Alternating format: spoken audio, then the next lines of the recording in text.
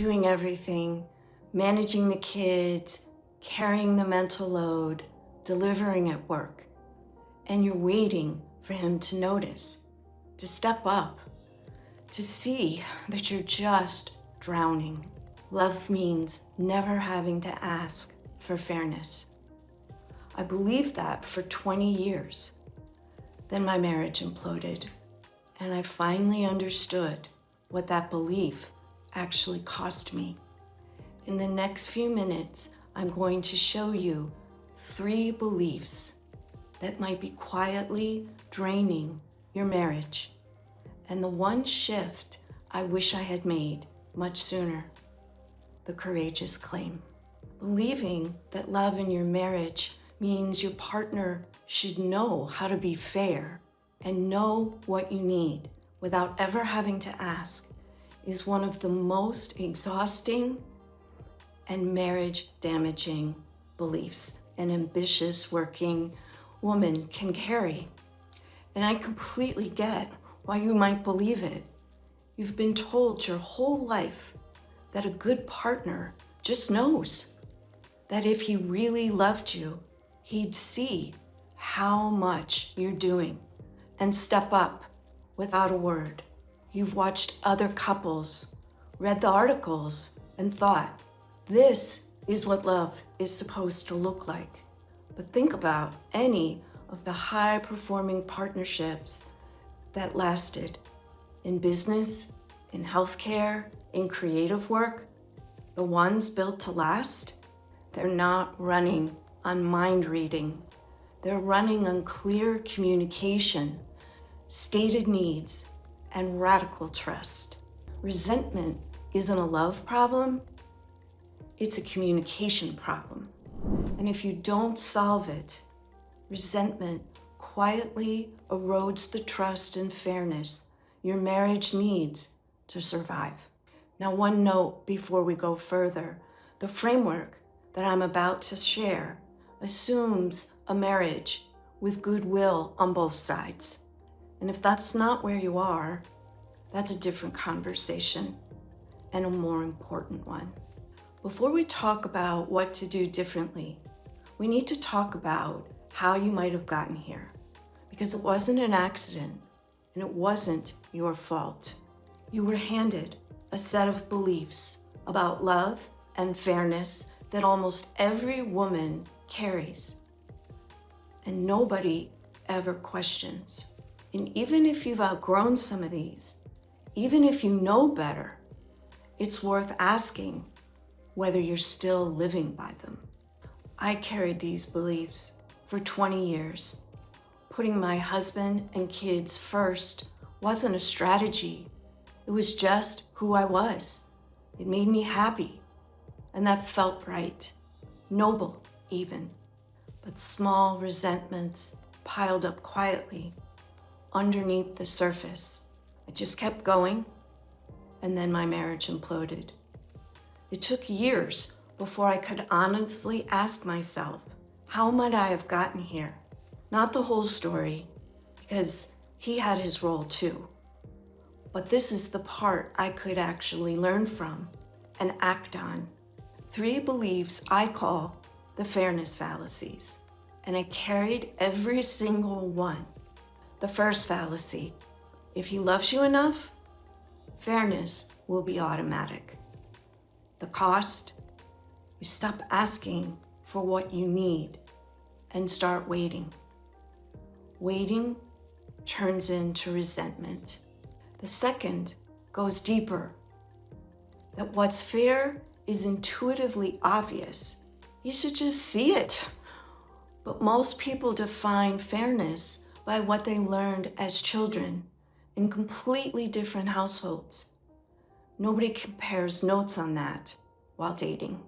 The third does the most damage quietly, that putting your needs first is selfish. Over time, you don't just push your needs aside, you lose sight of what they even are. The 3 fallacies: automatic, intuitive, selfish.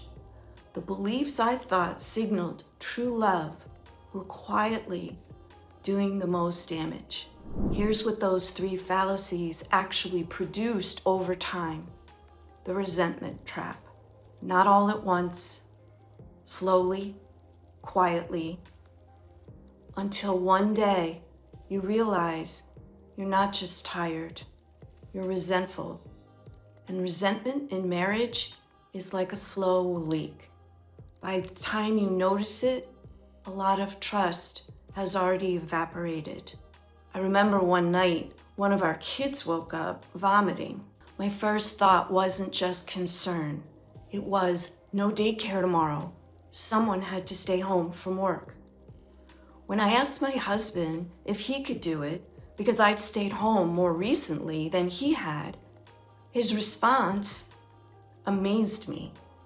He said, well, if I just had advanced notice, I could have arranged it. Advanced notice. For a sick kid, I stayed home. I kept the peace. I swallowed it and added to a pile that was getting heavier by the day. That's what unspoken resentment does. It doesn't announce itself. It accumulates. Every time you swallow a need, instead of stating it, every time you keep the peace, instead of making a claim, the pile gets heavier, and eventually the weight of it starts to damage the relationship you were trying so hard to protect. I wasn't keeping the peace. I was quietly keeping score. So if the fairness fallacies got you here, and the resentment trap is the cost, what's the way out? It's learning to make a courageous claim. Here's why it feels courageous, especially if you're someone who puts everyone's needs ahead of your own, avoids disappointing people, and keeps the peace. It can almost feel dangerous, like you're accusing him of failing, like you're being selfish, like he might decide you're too much. And I know some of you have tried. You've brought up the unfairness, but it came out after weeks of holding it in, more emotional than you meant it to be. I know that pattern because it was mine. I wasn't missing the courage to speak. I was missing the self-respect to speak before the resentment overflowed. What I'm going to show you isn't asking more. It's asking from a different place. What I came to understand and my role in the breakdown of our marriage was that I rarely asked for what I needed before the resentment had already built. I was trying so hard to care for him and our kids. There was less and less trust. And the worst part, feeling completely invisible while doing it. It took me years after my first marriage to understand that what felt like selfishness was actually self-respect. And what felt like rocking the boat was actually building a stronger one. A courageous claim isn't a complaint. A complaint focuses on what he's done wrong. A claim focuses on what you need going forward. For example, you only clean up the kitchen if I ask. That's a complaint. When I cook dinner, I need you to clean up the kitchen. Can we agree on what that looks like for both of us? That's a courageous claim. It's the same issue, completely different outcome. And here's where it gets harder. When the claim is something that's purely for you, say you need Tuesday nights for yourself. Maybe it sounds like this. I need you to oversee homework, fix dinner, and start the bedtime routine on Tuesday nights, please, so that I can go to the pottery studio. If fallacy 3 is yours, that putting your needs first is selfish, that sentence might have just made your stomach tighten. Yes, you can ask for that, and you should. The courageous claim gives him something he can actually act on. It's specific. It builds towards reciprocity. Because when you state a need and it's heard, you both learn that the relationship can hold it. And it assumes good intentions. It invites problem solving instead of defensiveness. Complaints invite defensiveness.